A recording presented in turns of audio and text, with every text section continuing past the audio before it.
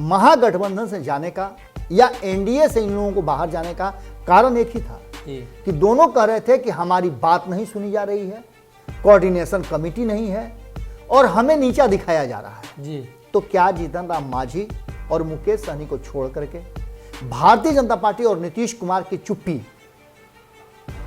चुपचाप नीतीश कुमार अगर कोई गठबंधन कर लेते हैं, सीट शेयरिंग का समझौता उत्तर प्रदेश के लिए या अन्य राज्यों के लिए कर लेते हैं, तो क्या जीतन राम मांझी और मुकेश सहनी को गुस्सा नहीं होना चाहिए?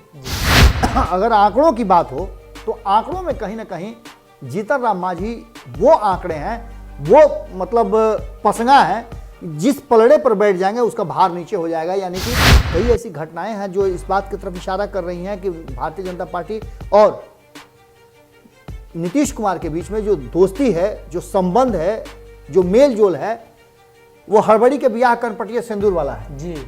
कहीं ना कहीं ये स्वार्थ का गठबंधन है जो कि सत्ता के लिए है जी। और इस बात को लगातार विपक्ष कहता है। नीतीश कुमार बाहर हो गए, अच्छा खासा वोट उनको मिला था महागठबंधन में, बाहर होकर के एनडीए की सरकार बना लिए, तो जीतन राम मांझी और मुकेश सहनी का तो मुच्चो है।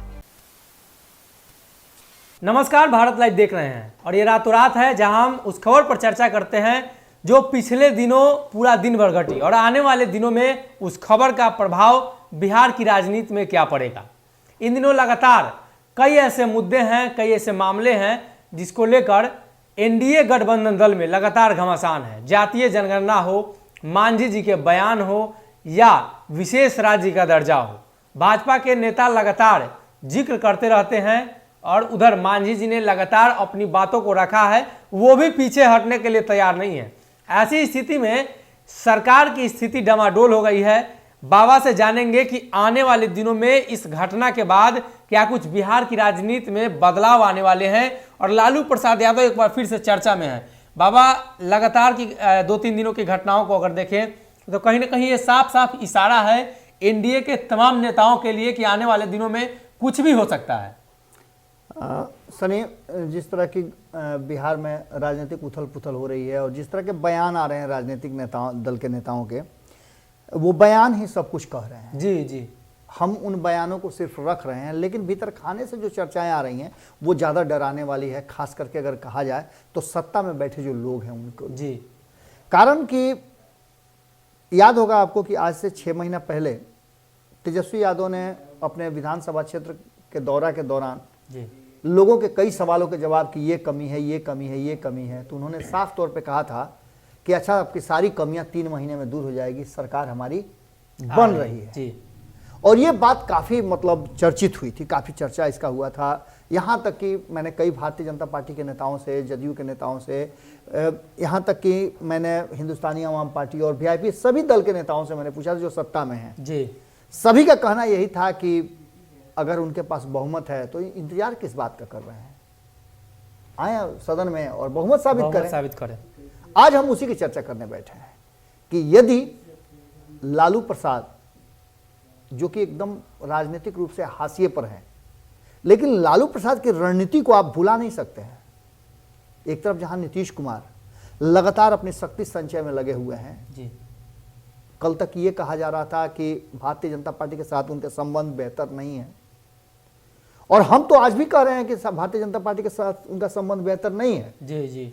जो होना चाहिए वो दोनों में यारी नहीं है।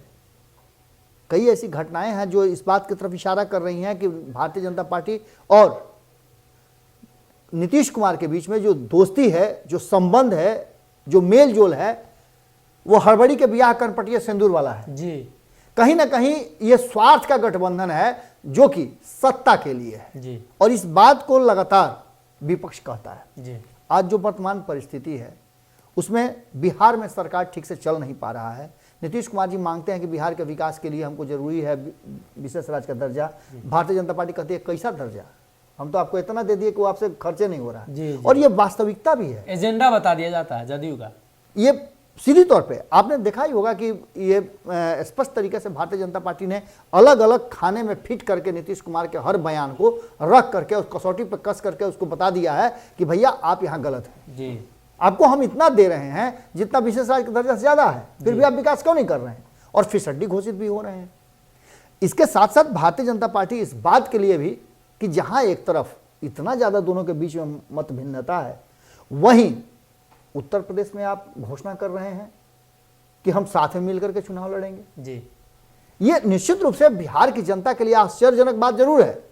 और बिहार ही क्यों, उत्तर प्रदेश की जनता भी इस बात को सोच रही होगी कि नीतीश कुमार अगर 10-20 सीटें जीत भी जाते हैं तो वो क्या कर लेंगे, जब यहां वो खुद मुख्यमंत्री रह करके बिहार के विकास फिसड्डी राज्य कर दिए, तो उत्तर प्रदेश में जाके क्या करेंगे। जी जी, इन सारी बातों को लेकर के सबसे बड़ा जो कैच पॉइंट है वो सनी, आप कल मैंने देखा कि आप जीतन राम मांझी और मुकेश सहनी की मुलाकात हो रही थी, तो आप वहां मौजूद थे।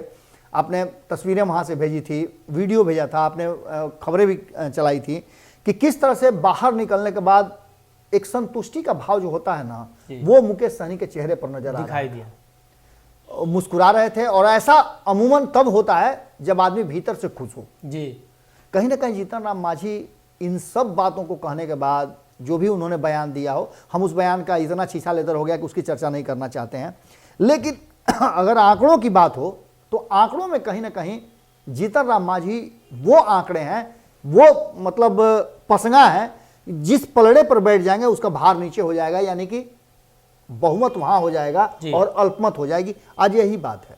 इसी बात की चर्चा आपने देखा होगा कि लगातार, चाहे आप साधु पासवान की बात कर लें, सारिका पासवान की बात कर लें, आप तेज प्रताप यादव की बात कर लें, आप जगतानंद सिंह की बात कर, उदय नारायण चौधरी की बात कर लें, आप श्याम रजक की बात कर लें, इसके बाद शक्ति सिंह की बात कर लें, आप बात कर लें भाई वीरेंद्र की, मृत्युंजय तिवारी की बात कर लें, जितने भी लोग हैं, जितने लोगों से मेरी बात होती है या जितने लोग आप लोगों को बयान दे रहे हैं, वो सारे लोग एक ही बात कर रहे हैं और संतुष्ट नजर आ रहे हैं ये भी कि अब नहीं तो कब ये मौका है जब एक बड़े ऑफर के साथ ये संभावनाएं व्यक्त की जा रही हैं कि जीतन राम मांझी और मुकेश सहनी पाला बदल सकते हैं। जी, कारण कि एक बात आपको पता है और सभी जानते हैं, हम भी चर्चा लगातार करते हैं कि राजनीति में, सियासत में कोई अस्थायी दोस्त और दुश्मन नहीं होता है।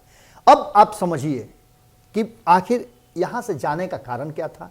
हम इस बात को कई बार बता चुके हैं कि महागठबंधन से जाने का या एनडीए से इन लोगों को बाहर जाने का कारण एक ही था कि दोनों कह रहे थे कि हमारी बात नहीं सुनी जा रही है, कोऑर्डिनेशन कमेटी नहीं है और हमें नीचा दिखाया जा रहा है। जी, तो क्या जीतन राम मांझी और मुकेश सहनी को छोड़ करके भारतीय जनता पार्टी और नीतीश कुमार की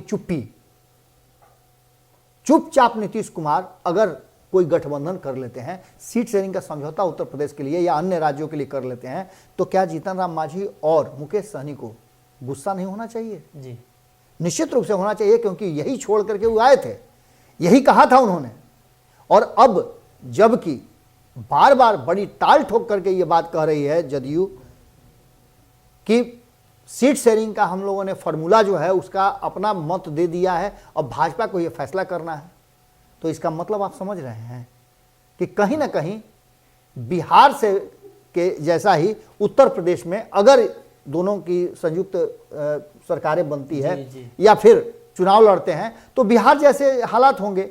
और इसके साथ ही ये क्या जरूरी है कि अगर सरकार वहां बनती है या नहीं बनती है, चुनाव जीतने के बाद नीतीश कुमार अगर मानते हैं 5 सीट 10 सीट जीत करके भी आ जाते हैं, तो क्या जरूरी है कि वो भारतीय जनता पार्टी के साथ उत्तर प्रदेश में रहेंगे? जी, क्योंकि भारतीय जनता पार्टी जिस तरीके से जो सोच करके नीतीश कुमार को ला रही है, वो सोच उसका पूरा नहीं हो पा रहा है। जी, भारतीय जनता पार्टी मजबूरी का गठबंधन कर रही है और ये बातें साफ नजर आ रहा है। और इसके पीछे ये भी कारण हो सकता है, जो भीतर खाने में चर्चा भी चल रही है, कि कहीं ना कहीं जीतन राम मांझी और मुकेश सहनी को औकात बताने के लिए ये सब हो रहा है। हालांकि भीतर खाने में ये भी कहा जाता है कि ये सब राजनीतिक जो ताल पैंतरा है वो किया जा रहा है, विपक्ष के ताकत को देखने के लिए ये सब कुछ हो रहा है, सब कुछ जो है प्लान्ड है। लेकिन इन सब के बाद आप अगर आंकड़ा देखें तो बिहार में जो स्थिति है, अगर जीतन राम मांझी और मुकेश सहनी, जो कि डे 1 से जिस दिन चुनाव परिणाम आया उस दिन से ये बात कही जा रही है कि अगर दोनों गुस्सा गए अगर एनडीए से, जैसा कि अक्सर होता रहा है अपने गठबंधन से, वो गुस्सा होकर के बाहर निकल गए। 2017 में आपने देखा कि किस तरह से बाहर हो गए, उससे पहले आपने देखा कि नीतीश कुमार बाहर हो गए, अच्छा खासा वोट उनको मिला था महागठबंधन में, बाहर होकर के एनडीए की सरकार बना लिए। तो जीतन राम मांझी और मुकेश सहनी का तो मुच्चो है क्योंकि छोटी पार्टियां हैं जी। और यह देखा जा चुका है कि जब नीतीश कुमार ने मुख्यमंत्री की कुर्सी पर बैठाया 2014 में और 9 महीने के अंदर में इनको हटना पड़ा, तो परिस्थितियां क्या थी? कहीं ना कहीं नीतीश कुमार को छोड़ करके जीतन राम मांझी एनडीए गठबंधन में चले गए थे जी। ये तो सबने देखा था, खुलेआम था। और एनडीए गठबंधन में जाने के बाद एनडीए गठबंधन की तरफ से भारतीय जनता पार्टी ने जब सदन में बहुमत साबित हो रहा था तो भारतीय जनता पार्टी मांझी के साथ खड़ी नजर आई थी। जी। नीतीश कुमार के साथ उस समय आरजेडी खड़ी नजर आई थी। तो क्या एक बार फिर से अगर ऐसा कुछ होता है, हमने इस बात को कल भी चर्चा में रखा था जी कि अगर जरूरत महसूस होती है तो क्या मौका मिल जाए अगर जीतन राम मांझी के हाथ में, तो वो नीतीश कुमार से बदला नहीं लेंगे, भारतीय जनता पार्टी से बदला नहीं लेंगे, बिल्कुल लेने के लिए तैयार हैं। और अगर एक बड़ा ऑफर मिल जाता हो दोनों को, चूंकि आपको पता है कि एक और बहुत इंपॉर्टेंट चीज है कि जो एमएलसी का 24 सीट का चुनाव होना है उसमें इन दोनों को कुछ भी नहीं मिलना है जी। ऐसी स्थिति में ये अगर गठबंधन बदल देते हैं या फिर महागठबंधन की तरफ शिफ्ट करते हैं तो इनको बहुत दोनों हाथों में लड्डू मिलेगा जी। एक तरफ हो सकता है कि उप मुख्यमंत्री का पद भी मांगे और इनको मिल जाए, दूसरी तरफ एक मंत्रिमंडल भी इनको मिल जाए, तीसरी तरफ अगर एमएलसी का एक दो सीट में मांगे तो वो भी मिल सकता है। और दोनों की तरफ देख लीजिए आप, एक तरफ जहां जीतन राम मांझी के पुत्र संतोष मांझी का कार्यकाल लगभग नजदीक आने जा रहा है, उनके पास लगभग 1 साल का कार्यकाल बचा हुआ है, और वही स्थिति 7-8 महीने का कार्यकाल बचा हुआ मुकेश सहनी के पास। तो दोनों के पास स्थितियां ऐसी हैं कि दोनों मंत्रिमंडल भी चला जाएगा और उन लोगों का कार्यकाल भी समाप्त हो जाएगा। तो ऐसी स्थिति में सदन से भी बाहर हो जाएंगे और मंत्रिमंडल तो जाएगा ही। और भारतीय जनता पार्टी नीतीश कुमार के पास ऐसा कुछ है नहीं जो इनको फिर से पुनः बहाल कर ले। ऐसी स्थिति में एक बात तो तय नजर आ रही है कि कहीं ना कहीं एक बड़े ऑफर के साथ ये दोनों अगर नीतीश कुमार की सरकार को अल्पमत में ला दें तो कोई बड़ी बात नहीं होगी। और इसकी भीतर ही भीतर चर्चा जबरदस्त ढंग से चल रही है।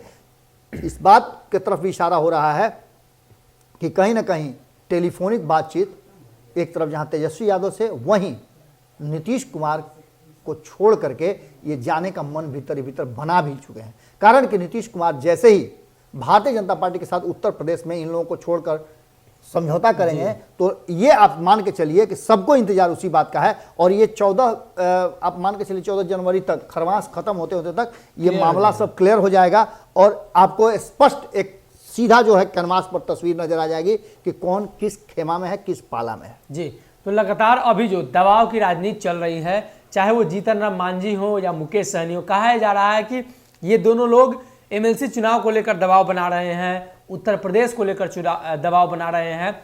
कई बातें निकल कर सामने आई हैं, कई तरह की बातें जो वो लोग बोल रहे हैं वो भी साफ तस्वीर दिखा रही है। लेकिन अंततः फैसला उन्हीं लोगों के हाथ में, और खासकर बाबा ने जिस समीकरण की बातें बताई, किस तरीके से वो लोग अगर अलग होते हैं, उनका कार्यकाल कम बचा हुआ है, ऐसी स्थिति में अब दोनों लोगों को संतुष्ट कर पाना भारतीय जनता पार्टी और यूं कहें तो एनडीए गठबंधन के लिए काफी मुश्किल है। अगर संतुष्ट नहीं कर पाते हैं तो हो सकता है कि आने वाले दिनों में बिहार में सरकार अल्पमत में हो जाए, क्योंकि 3 सीट जीतन राम मांझी की हो या 3-4 सीट मुकेश सहनी की हो, ये तमाम जो सीटें हैं काफी निर्णायक हैं बिहार की सरकार को चलाने को लेकर।